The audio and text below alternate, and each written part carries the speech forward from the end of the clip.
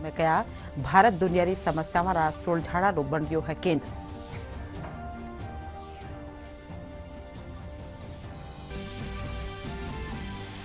वित्त मंत्री निर्मला सीतारमण लोकसभा पटल माथे धर्या आर्थिक सर्वेक्षण 2022-23 रिपोर्ट। वित्त मंत्री कहा, भारत बरस 2023-24 में सकल घरेलू उत्पाद में 606.8% बढ़ोतरी करेलू दर्ज। राजस्थान विधानसभा में पेपर लीक और ओलावृष्टि माथे भी बहस।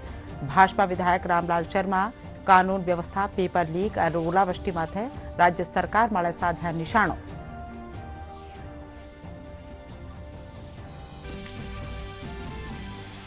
मुख्यमंत्री अशोक गहलोत प्रदेश में यातायात व्यवस्था में सुधार खातर जारी कर्या 100 करोड़ रूपया सुबत्ती की रकम। सड़क दुर्घटनाओं रोकवा खातर करी जावाला जुगात।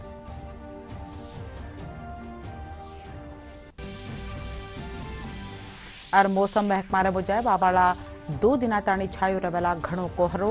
मावठ और ओला पड़वासु फसला ने वियो नुकसान। बीकानेर जिला में कोहरासु जनजीवन अस्त व्यस्त, जाड़ा में आई तेजी।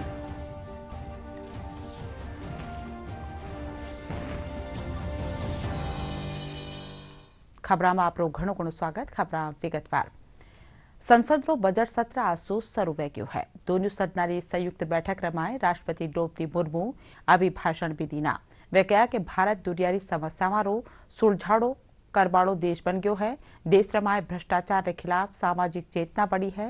राष्ट्रपति कहा कि सरकार विकास गैला माळे आगे बढ़ रही है। इनसु पहली प्रधानमंत्री नरेंद्र मोदी संसद भवन पोगर मीडिया से बातचीत करता थका कहा कि राष्ट्रपति रो अभिभाषण भारत री संसदीय प्रणाली रो गौरव है। सबसे बड़ा परिवर्तन ये हुआ है कि आज हर भारतीय का आत्मविश्वास शीर्ष पर है और दुनिया का भारत को देखने का नजरिया बदला है। जो भारत को भी अपनी अधिकांश समस्याओं के समाधान के लिए दूसरों पर निर्भर था, वही आज दुनिया की समस्याओं के समाधान का माध्यम बन रहा है। जिस आधुनिक इंफ्रास्ट्रक्चर की हम कभी कामना करते थे, वो इन वर्षों में देश में बनना शुरू हुआ है। 47 तक ऐसे राष्ट्र का निर्माण करना है जो अतीत के गौरव से जुड़ा हो और जिसमें आधुनिकता का हर स्वर्णिम अध्याय हो। हमें ऐसा भारत बनाना है जो आत्मनिर्भर हो और जो अपने मानवीय दायित्वों का पूरा करने के लिए भी समर्थ हो। ऐसा भारत हो जिसमें गरीबी ना हो, जिसका मध्यम वर्ग भी वैभव से युक्त हो। ऐसा भारत हो जिसकी युवा शक्ति और नारी शक्ति समाज और राष्ट्र को दिशा देने के लिए सबसे आगे खड़े हो। जिसके युवा समय से 2 कदम आगे चलते हो। ऐसा भारत जिसकी विविधता और अधिक उज्जवल हो, जिसकी एकता और अधिक अटल हो। ऐसा डिजिटल नेटवर्क तैयार हुआ है जिससे विकसित दिशा में देशों में प्रेरणा ले रही है। बड़े बड़े घोटालों सरकारी योजनाओं में भ्रष्टाचार की जिन समस्याओं से देश मुक्ति चाहता था, वो मुक्ति अब देश को मिल रही है। पॉलिसी पैरालिसिस के चर्चा से बाहर आकर आज देश की पहचान तेज विकास और दूरगामी दृष्टि से के लिए गए फैसलों के लिए भी जाने जाते हैं। इसलिए हम दुनिया की 10वें नंबर की अर्थव्यवस्था से 5वें नंबर पर पहुंचे। यही वो नींव है जो आने वाले 25 साल में विकसित भारत के निर्माण के आत्मविश्वास को बुलंद करेगी। मेरी सरकार की प्राथमिकता में देश के 11 करोड़ छोटे किसान भी है। ये छोटे किसान दशकों से सरकार की प्राथमिकता से वंचित रहे थे। आप इन्हें सशक्त और समृद्ध करने के लिए हर तरह की कोशिश की जा रही है। पीएम किसान सम्मान निधि के तहत इन छोटे किसानों को 2 लाख करोड़ रुपया से अधिक की मदद दी गई है।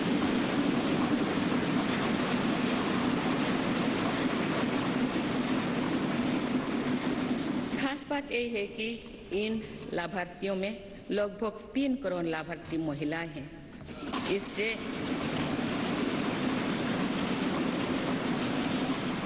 इससे अभी तक लगभग 54,000 करोड़ रुपया महिला किसानों को मिल चुकी है। इसी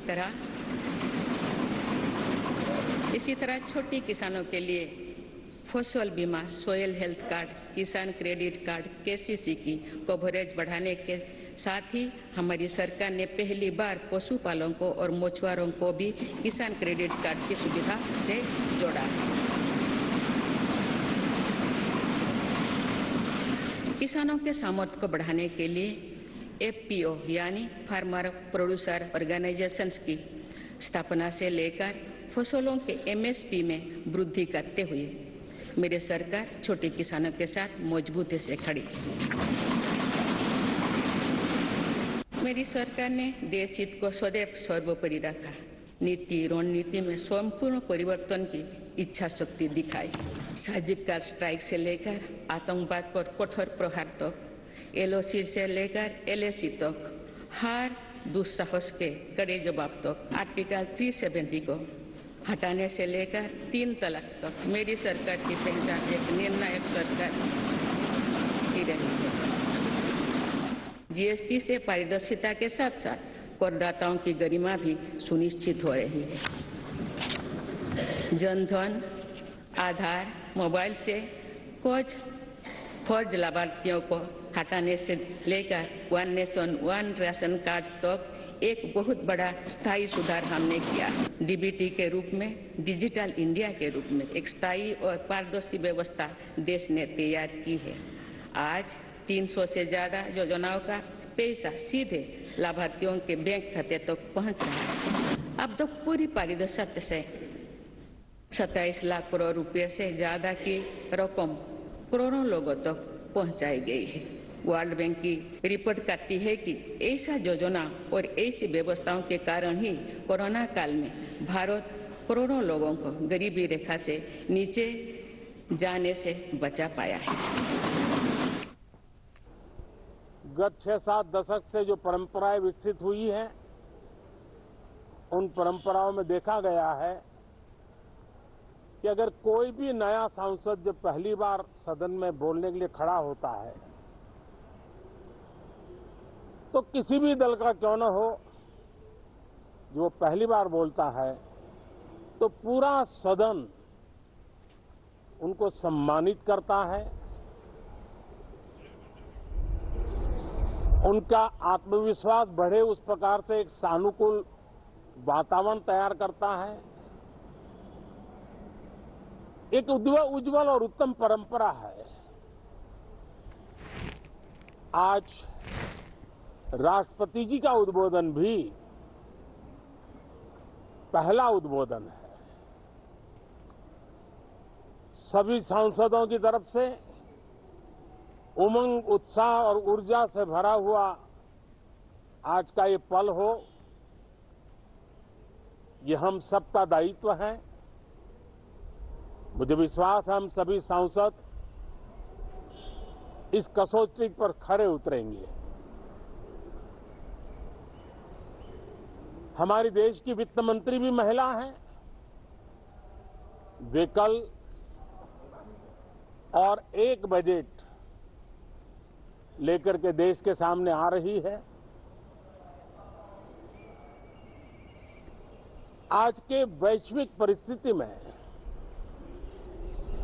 भारत के बजट के तरफ न सिर्फ भारत का लेकिन पूरे विश्व का ध्यान है। डावाडोल विश्व की आर्थिक परिस्थिति में भारत का बजट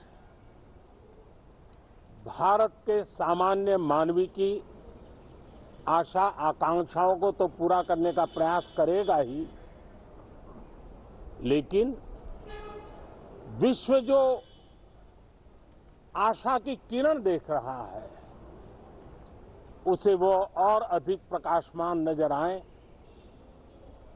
मुझे पूरा भरोसा है निर्मला जी इन अपेक्षाओं को पूर्ण करने के लिए भरपूर प्रयास करेगी।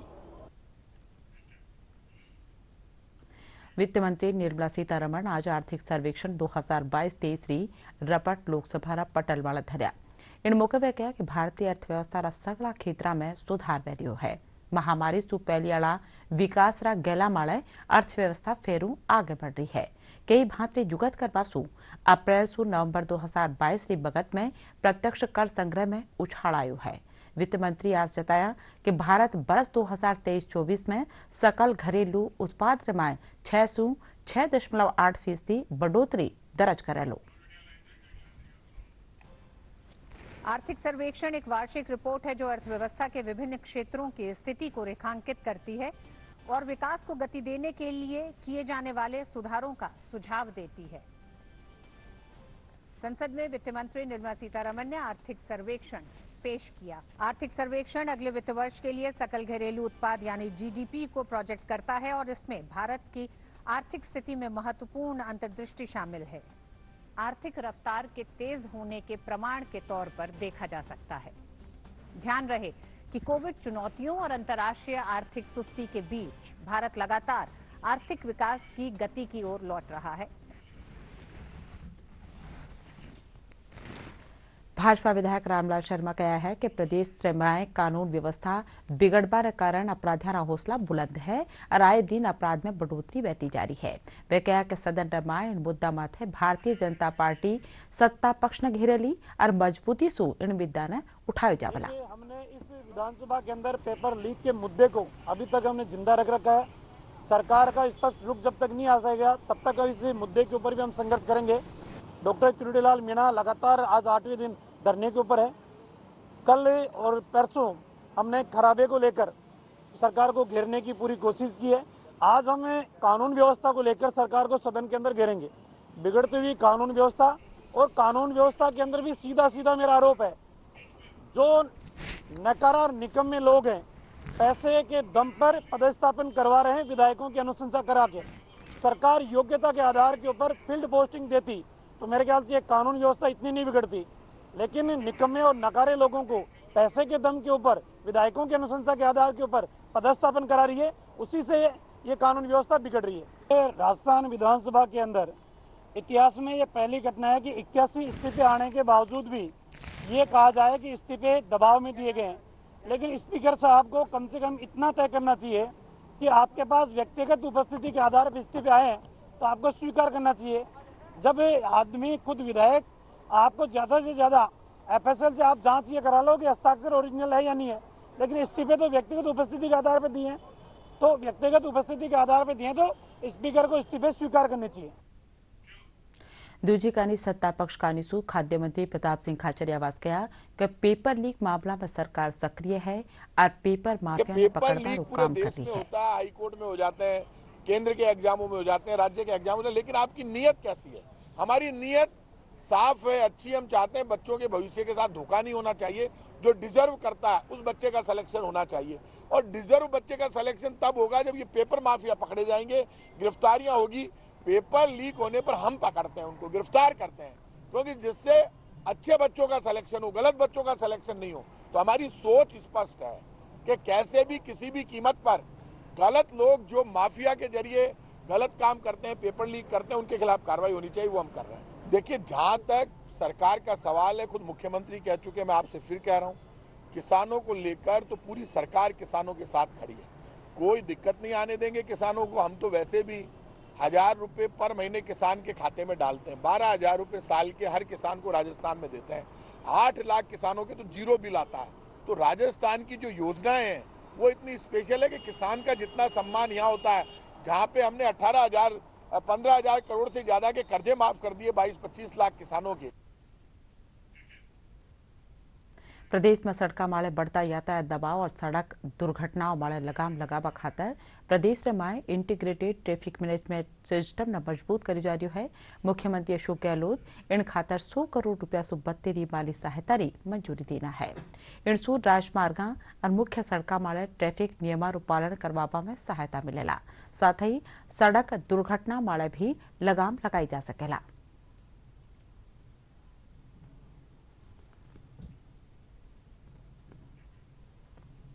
देश में काल पेश वेबाड़ा केंद्रीय बजट ने लेर कई वर्ग कई भांति आस लगा रखा है। जठे व्यापारी वर्ग टैक्स में राहत की उम्मीद कर रहा है, वठे पढ़निया बढ़ता शिक्षा खर्च ने कम करवा ने लेर आस लगा रखा है। अल्लुगाया महंगाई में कमी री आस लगा रखी है। बजट हो जो ग्रोथ ड्रिवन हो, जिसमें देश की इकोनॉमी की ग्रोथ रेट बढ़े, ऐसी सुधार लाए जाए। तो डिफरेंट सेक्टर से एग्रीकल्चर सेक्टर है, उसमें भी काफ़ी सुधार की ज़रूरत, काफ़ी रिफॉर्म्स की ज़रूरत है। जो इंडस्ट्री है आपका, उसमें भी रिफॉर्म्स की ज़रूरत है। सर्विस सेक्टर में भी रिफॉर्म्स की ज़रूरत है। तो इन तीनों सेक्टर्स में इस प्रकार के सुधार लाए जाए ताकि अपनी जो जीडीपी की ग्रोथ रेट है वो बढ़ सके। अनएम्प्लॉयमेंट में ज़्यादातर हमारा जो इकोन डिपेंडेंट रहे हैं, हम ये मानसिकता रही है हम लोगों की कि जो पब्लिक सेक्टर है उसमें जॉब अपॉर्चुनिटीज़ क्रिएट हों, उसमें जो रोज़गार हों। लेकिन धीरे धीरे अब इकोनॉमी का जो है वो डाइवर्ट हो, शिफ्ट हो रहा है कि हमको प्राइवेट सेक्टर में भी जॉब अपॉर्चुनिटीज़ क्रिएट करनी है। हालांकि इसके लिए जो योजना है गवर्नमेंट लेके आएगी, लेकिन हमको अपॉर्चुनिटीज़ हैं जैसे इंफ्रास्ट्रक्चर सेक्टर है वहाँ पे क्रिएट करनी है, सर्विस सेक्टर है। जैसे मान लीजिए हम जब इकोनॉमी की बात करते हैं जीडीपी के हिसाब से, तो जीडीपी में हमारा agriculture sector, industrial sector, service sector, तो हमारा सबसे कम जो योगदान है जीडीपी में एग्रीकल्चर सेक्टर का। और वैसे भी हमारी जो इकोनॉमी है वो एग्रेरियन इकोनॉमी रही है, कृषि प्रधान हमारा अर्थव्यवस्था रही है।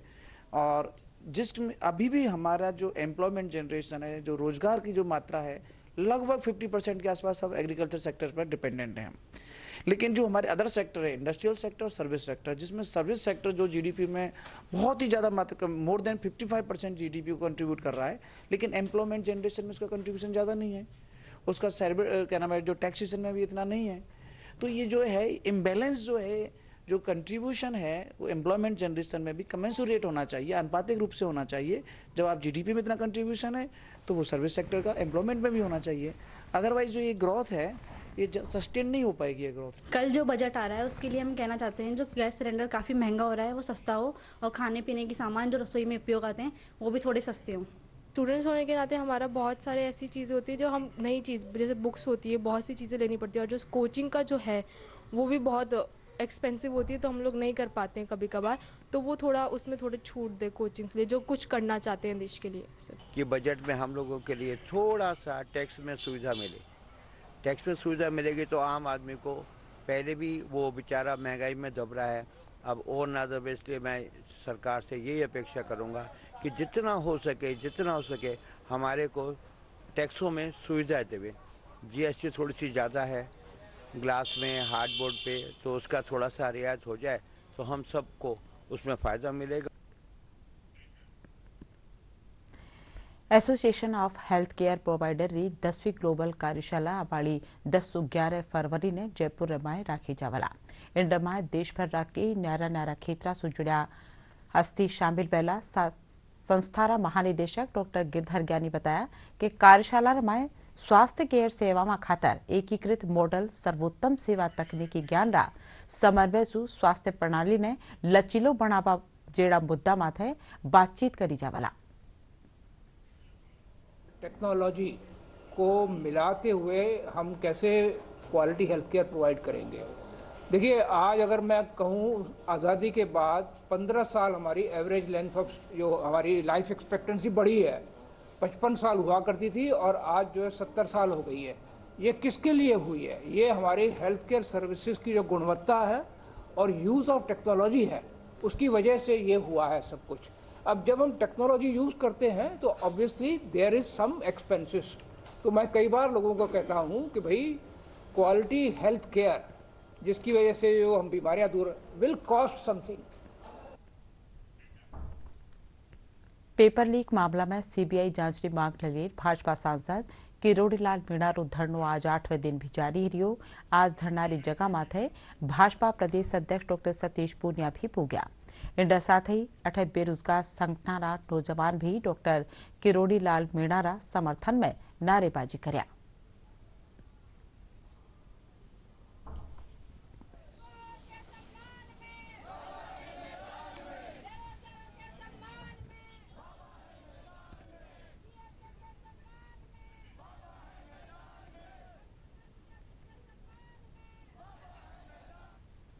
अनुसूचित जाति और वित्तीय विकास निगम अध्यक्ष डॉक्टर शंकर यादव काल डूंगरपुर में टीएडी छात्रावास रो निरीक्षण कर्या। वे 2 दिना ताणी राख्या जाबाड़ा गांधी दर्शन आवासीय प्रशिक्षण शिविर रा આયોજનને તૈયારીનો જાયજો લીના। इन दौरान महात्मा गांधी जीवन दर्शन समितिरा पदाधिकारी भी मौजूद था। भारत सरकार मिनी रत्न ए श्रेणी की कंपनी THDC लिमिटेड और राजस्थान अक्षय ऊर्जा निगम रे बीचे काल जयपुर में ज्वाइंट वेंचर कम शेयर होल्डिंग एग्रीमेंट माथे दस्तखत कर्या गया। राजस्थान अक्षय ऊर्जा निगम अध्यक्ष आशुतोष एडी पेडनेकर और प्रबंध निदेशक अनिल ढाका की मौजूदगी में निगम तकनीकी निदेशक DK शर्मा और THDC chief general manager SS Pawar का रिसो समझौता माथे दस्तखत कर्या गया। निगम अध्यक्ष बताया कि ज्वाइंट वेंचर कंपनी का निसु प्रदेश में 10,000 मेगावाट क्षमता री अक्षय ऊर्जा परियोजनाओं माथे प्रदेश में न्यारी न्यारी जगह चरणबद्ध तरीका सु वाने विकसित कर्यो जावला जिनसु सस्ती अक्षय ऊर्जा मिलेला। बूंदी जिला राजकीय उच्च प्राथमिक विद्यालय प्रधानाचार्य और कर्मचारी मिलर एक नवी मिसाल पेश कर्या है। विद्यालय ने रेलगाड़ी की भांत रंग्यू गयु है, जिनने टावर घना पसंद कर रिया है। बत्ती जानकारी इन रिपोर्टर में। बूंदी जिले के राजकीय उच्च प्राथमिक विद्यालय रायता गांव में प्रधानाचार्य सत्यनारायण वर्मा और यहां के स्टाफ द्वारा शिक्षा की एक नई मिसाल पेश की गई। प्रधानाचार्य सत्यनारायण वर्मा ने 3 महीने पहले ही अपना पदभार संभाला था और इस विद्यालय में कई प्रकार की कमियों को दूर करने का जोश और जुनून के चलते इन्होंने विद्यालय की दिशा और दशा ही बदल दी। प्रधानाचार्य ने विद्यालय भवन में रंग रोगन और कई कमियों को दूर किया, जिससे इस शिक्षा के मंदिर की सूरत ही बदल गई, जो वाकई में देखने में बहुत सुंदर नजर आ रहा। पहले विद्यालय जीर्ण शीर्ण स्थिति में था, रंग रोगन नहीं हो रहा था, भवन की मरम्मत नहीं हुई थी कई सालों से। तो हमने अभिभावकों से संपर्क किया, स्टाफ वालों ने सबने कलेक्शन करके जन सहभागिता के माध्यम से इसका निर्माण कराया। ट्रेन सेफ बनाने का विचार मेरे इसलिए आया क्योंकि विभाग के अधिकारियों ने मुझसे कहा कि भाई आपको यहाँ प्रधानाध्यापक लगा दिया गया है, कुछ करना चाहोगे? तो मैंने कहा मैं ऐसा नवाचार करूँगा जो हाड़ौती में क्या राजस्थान में भी कहीं नहीं हुआ हो। तो फिर इसके लिए मैंने कई राज्यों के शिक्षकों से संपर्क किया। फिर मेरे मन में थी आगे भी मैं इसको ट्रेन के रूप में ही बनाऊंगा। तो कितने कोच इसमें तैयार किए? इसमें 5 कोच तैयार किए हमने।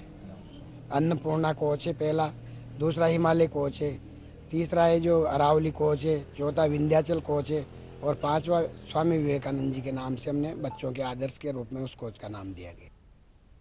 इस शिक्षा के मंदिर में स्थानीय स्टाफ के आपसी सहयोग और सामंजस्य के चलते काफी बदलाव तो हुआ ही है, साथ ही इस विद्यालय भवन को ट्रेन नुमा पेंट में रंग दिया गया है और देखने में ट्रेन की तरह दिखाई दे रहा है, जिसमें विद्यालय के कमरों को 5 ट्रेन के कोचनुमा डिब्बों के रूप में बनाया गया है, जो न केवल ग्रामीणों को बल्कि आसपास के क्षेत्रवासियों को खासा पसंद आ रहा है। हमारे विद्यालय को ट्रेन के शेप में जो पेंट करवाया गया है, तो वहाँ से आते ही मतलब ऐसा लगता है जैसे हम किसी ट्रेन में सवार हो रहे हैं, उसमें बैठ के हम बच्चों का शिक्षण करवा रहे हैं और उनको आगे प्रगति की तरफ अग्रसर कर रहे हैं। तो बच्चों को भी एक नवीन खुशी होती है कि नहीं मैडम, हम ट्रेन में बैठ के, ट्रेन के कोच में बैठ के और बच्चों को अध्ययन करवाते हैं। हमने सबने हमारे उनके सहयोग से इस ट्रेन को ऐसे लुक दिया है कि हमारा आकर्षण इस विद्यालय की तरफ फिर और बढ़ गया है। बच्चे इतने लुक करते हैं कि आने की तरफ सुबह हम जब आते विद्यालय में तो बच्चे यहाँ पर इकट्ठे हो जाते हैं और कहते हैं हम तो ट्रेन में बैठेंगे। इतना एंजॉय करते हैं कि बच्चे बस इतने आनंदित होते हैं और जो इनका जो ठहराव है वह भी निरंतर अब बढ़ता जा रहा है। बच्चे नियमित अध्ययन करने आते हैं और 100% उपस्थिति रहती है बच्चों की। इस विद्यालय में अनेक बदलाव के बाद यहाँ के छात्र छात्राओं को विद्यालय खूब पसंद आ रहा है। छात्र छात्राओं का कहना है कि हमें सुबह उठते ही ट्रेन में बैठने की ललक रहती है और उत्साह और उमंग के चलते विद्यालय आते हैं। उन्हें लगता है कि जैसे वे ट्रेन में सफर कर रहे हैं। पढ़ाई के साथ साथ उन्हें यहाँ और भी कई गतिविधियां मिल रही है, जिससे स्कूली बच्चे काफी खुश नजर आ रहे हैं।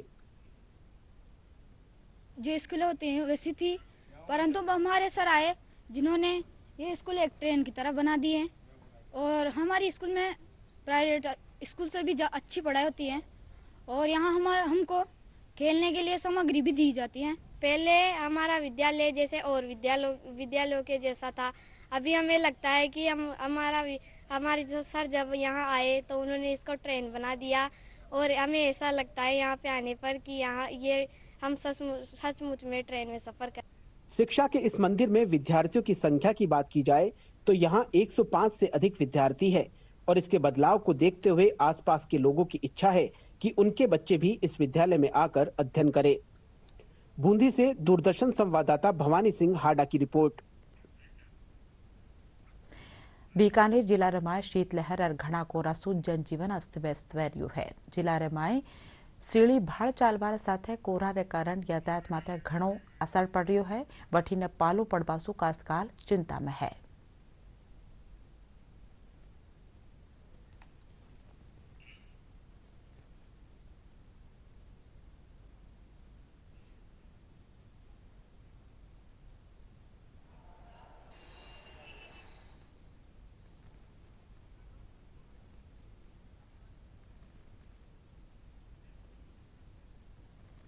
सुबह और शाम घना कोहरा होने के कारण क्योंकि धूप 12 बजे से पहले निकलती नहीं है और इस कोहरे की वजह से रेलगाड़ी पे, बसों पे, ट्रकों पे, छोटी गाड़ियों पे इसका काफ़ी कुप्रभाव पड़ता है और जिसमें हमें देखने सुनने को भी मिलता है कि काफ़ी जगह आकस्मिक एक्सीडेंट भी हो रहे हैं, जिससे मौतें भी हो रही है, घायल भी हो रहे हैं। और इस सर्दी की वजह से थोड़ा बिजनेस में भी फ़र्क पड़ा है क्योंकि बिजनेस का टाइम इस टाइम के अंदर 12 बजे और 5 बजे के बीच में ही रहता है और इस सर्दी की वजह से बच्चे और बड़े बुजुर्गों पर काफ़ी असर रहा है। मावठ की बारिश में और बढ़ती ठंड ने जहां आम जन को प्रभावित किया है, वहीं खेतों में खड़ी फसल जिन पर ये मावठ की जो बरसात होती है वो अमृत का कार्य करती है, लेकिन किसानों को इस बात का अंदेशा है, इस बात की चिंता है कि अगर मान लो ओलाबारी हो जाती है, ओलावृष्टि शुरू हो जाती है तो खड़ी फसल को नुकसान होने की संभावना है। फिलहाल ठंड परवान पर है और जिस प्रकार से हम देख रहे हैं कि इस बढ़ती ठंड की वजह से आम जन भी इससे प्रभावित हो रहा है और लोगों के स्वास्थ्य पर भी इसका प्रभाव पड़ सकता है। मौसम महकमाना मुजब आपाड़ा 2 दिना ताणी घनो कोहरो छायो रहवानो अंदेशो है। राजधानी जयपुर समेत प्रदेश घणकरा जिला में सुवारे सुही कोहरो छायोड़ो है, जिनसो यातायात साथ जनजीवन माथे भी असर पड़्यो है। प्रदेश में मावठ और ओला पड़वासू फसला ने घणो नुकसान व्यो है। बिरखा ने पछे पारो 708 डिग्री ताणी कम वैग्यो है, जिनके कारण जाड़ारो असर और बत्ती वैग्यो है। और अब खास खबर एक बार फिर। संसद बजट सत्र आज सुबह शुरू। राष्ट्रपति द्रौपदी मुर्मू अपना अभिभाषण में कहा, भारत दुनिया की समस्या वाला सुलझाड़ू बन रह्यो है केंद्र।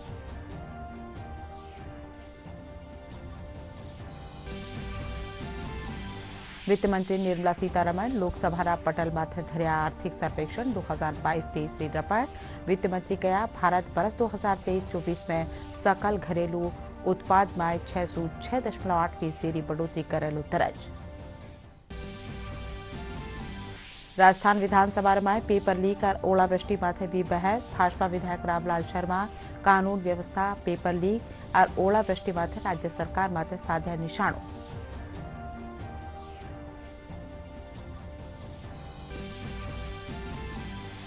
मुख्यमंत्री अशोक गहलोत प्रदेश में यातायात व्यवस्था में सुधार खातर जारी कर्या 100 करोड़ रूपिया सु बत्ती रकम। सड़क दुर्घटनाओं रोकवा खातर करी जावाला जुगात।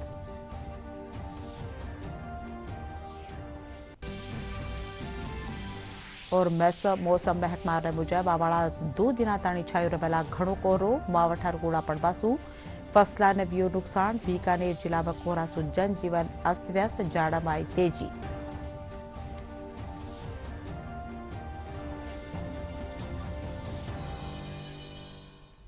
इंड साथे बुलेटिन अठई पूरू। नमस्कार।